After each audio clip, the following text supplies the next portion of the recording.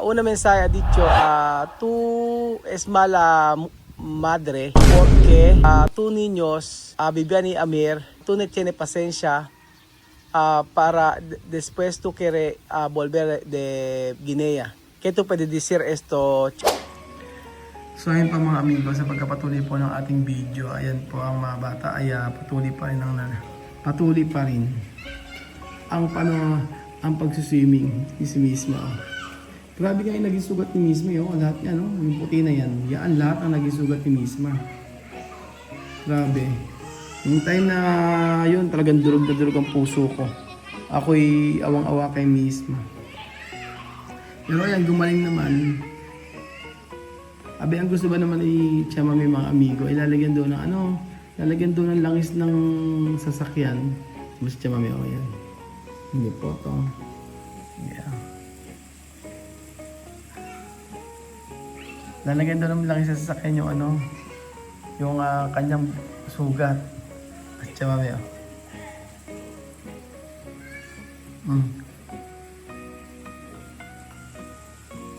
Mahilig na rin mag-cellphone Mahilig na rin mag-cellphone si Chamame. Mag-picture. Mas may selfie pa at yan niya. Ang galing ni Vivian. So ayan po mga amigo, kaya lumabas na. Medyo malamig-lamig na po. Ano Sophie? Okay ba? O, talon! Okay, talon! Ayun na raw, ayun na. Oh. Nagagaslaw no? Ikaw, Lima, talo na! Talon ka na, Lima! Oh. Ayun na! Ayun! O, Lima! Mamaya gutom na gutom yung mga yan. Saan? O, sabi.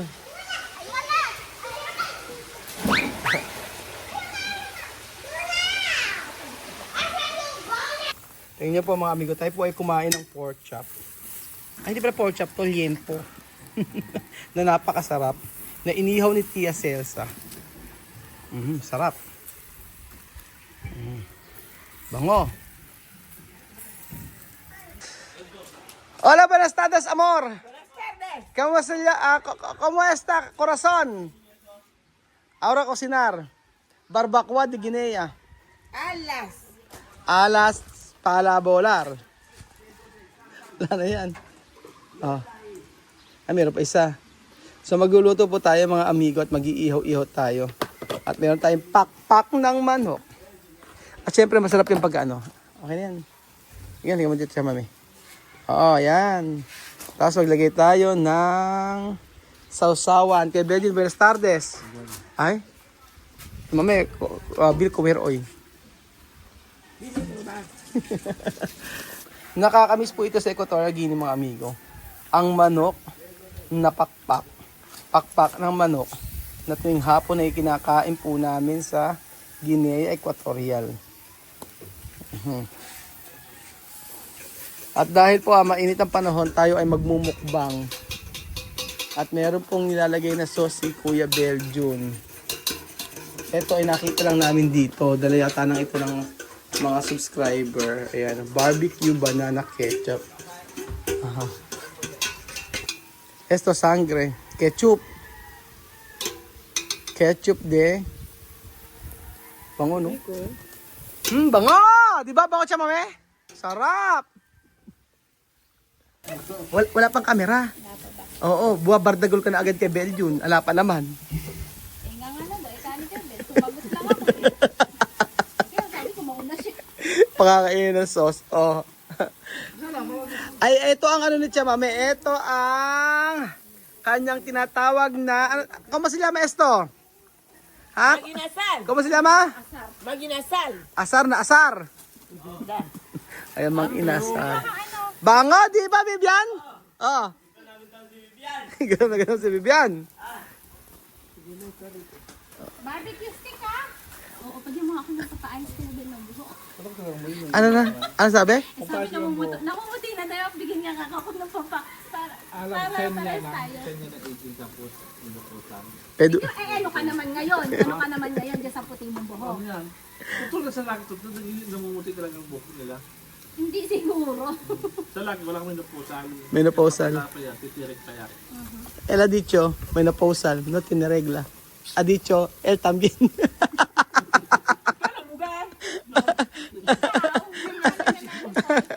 Nag-uulyanin ka na. Yan ang sayo. Alam mo sa sex, walang ugyanin yan. Anong pex? Anong pex? Sabi yung Ha? Cosas de abuela? Anong cosas de abuela? Ito? Buhok ng Pang lola. kabayo. Cosas de abuela. No tiene brocha, esto, solo esto. Bango! Di ba? Sarap, sarap. Gutom na silang lahat, mga amigo. Tinanda naman siya kaya pogi. Ano na? Kabait-bait ng tao, ginaganyan mo. Tanong mo nga. Ako ako nagayat ako sumagin. Inaadot. Pangit, para kasi bumblebee.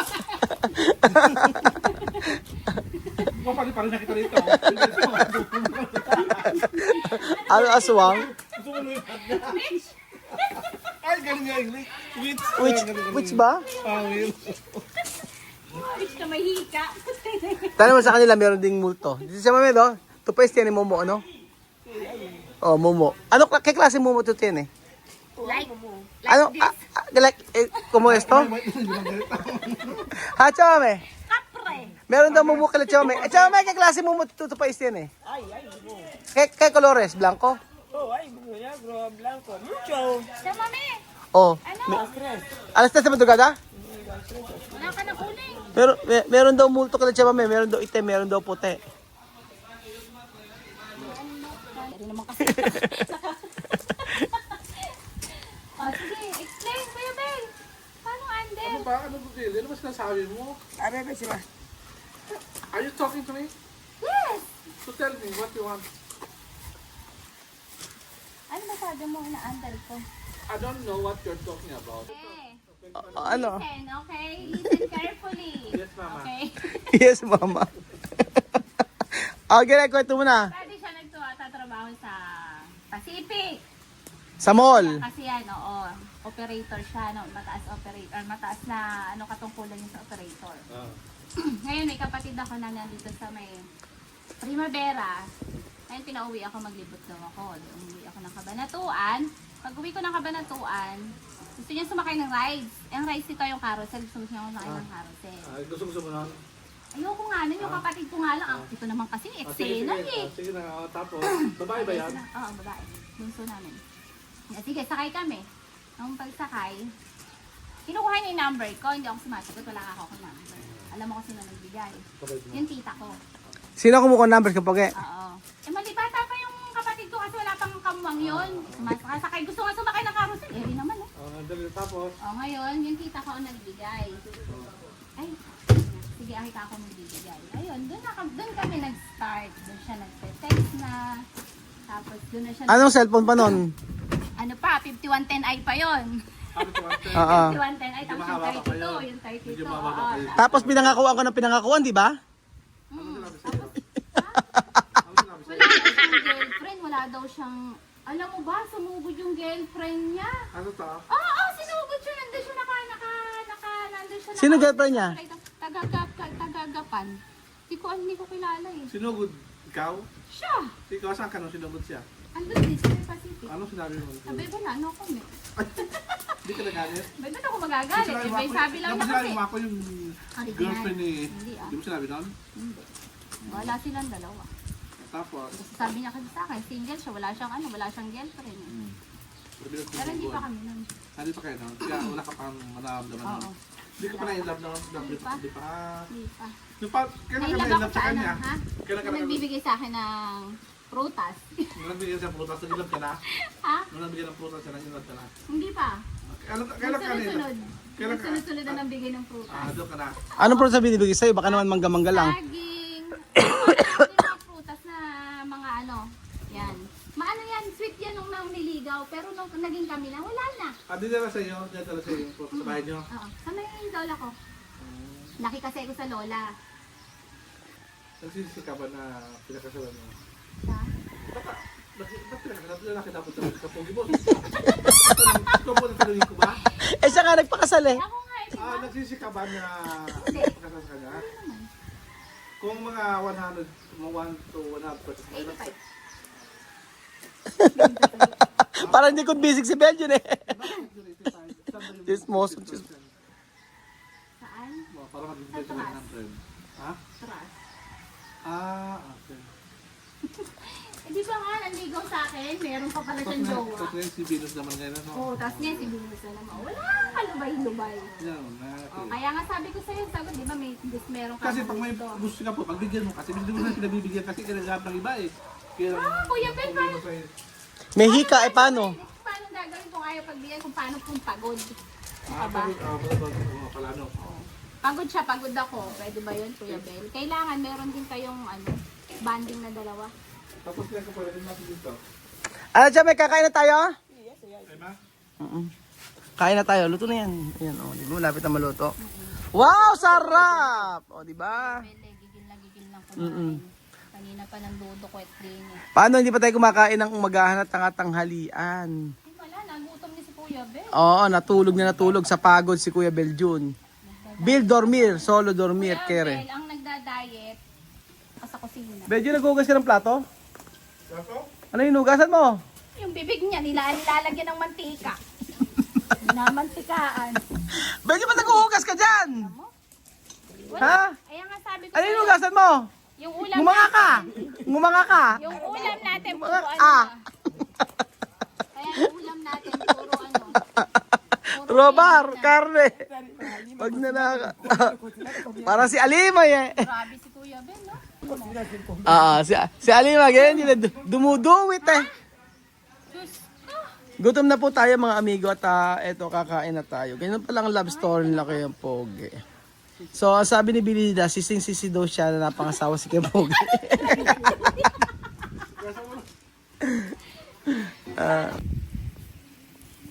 Wakikiray, tara dito. Chama no, ay una mensahe. Una mensahe dicho tu es mala madre porque tu niños Vivian y Amir tú no tiene paciencia para después tú quieres volver de Guinea. ¿Qué tú puedes decir esto, chico? Explicar. ¿Qué no le voy a decir? Date gracias, que todo han hecho de gracias. Pero así nosotros africanos. Ajá, sí. Nosotros africanos, Pero dice que tío me dice que muchas gracias. aha. Pero así nosotros africanos hacemos. Kasi merong isang nag-message. So sabi nga nun ay si Chamamida ay walang kwentang nanay. Walang kwentang nanay at bad daw kasi daw gusto niya pauwi yung mga bata. Laro siya pasensya sa mga bata. So sabi ni Chamamida, salamat daw sa yung message at siya daw Afrikano. So mga Afrikano, edad na 1 to 10 years old, pwedeng pagpasensyahan at kumbaga sasabihin kung ano yung tama. Pero pagka umedad na ng 10 years old pataas ay meron ng puso, yung kumbaga may puso na kung saan mauunawaan na. So maraming pagkakataon na marami daw siyang pasensya sa mga anak niya, kay Vivian tsaka kay Amir, pero hindi naman nagbabago. So kaya siya nagkaroon ng desisyon na pauwiin yung mga anak niya. Yun ang sabi niya na ang desisyon na yon gusto talaga niya para makastigo o kumbaga ay para masabi na mali yung ginagawa mo. Kumbaga parang leksyon o magkaroon ng leksyon o sabihin na yung mga bagay na ginagawa mo ay hindi tama. Kumbaga bibigyan ka ng leksyon o kumbaga ay kakastiguhin ka. Basta ganun yun, hindi ko malaman. Gutom ako. Gutom na ako mga amigo. O yun, yun ang sabi ni Chemame. Kasi hindi naman natin po pwedeng i-judge si Chemame base sa nangyayari. Yun hindi natin pwedeng i-judge si Chemame the way kung paano siya, paano niya i-disiplinahan yung kanyang mga anak. Oo, yung kastiguhin o disiplinahin. So sila mapuwerte o malakas silang iba sila magdisiplina kumpara sa atin. Kaya tayo kasi di ba mga Pilipino, mga family oriented tayo. So hindi natin kaya maasapan yung mga anak natin, hindi natin kayang anuhin yung yung matinding pagdidisiplina. Yung mga before siguro ganun. Pero ngayon iba na eh. So, yun mga amigo, mahirap talagang husgahan ang bawat ginagawa ng isang nanay dahil alam na nanay kung ano ang makakabuti para sa mga anak. So, tayo Pilipino, sila mamaya Afrikana. So, we have to respect kung ano man yung mga paniniwala o bagay na gagawin nila o ginagawa nila o gagawin nila sa mga anak nila.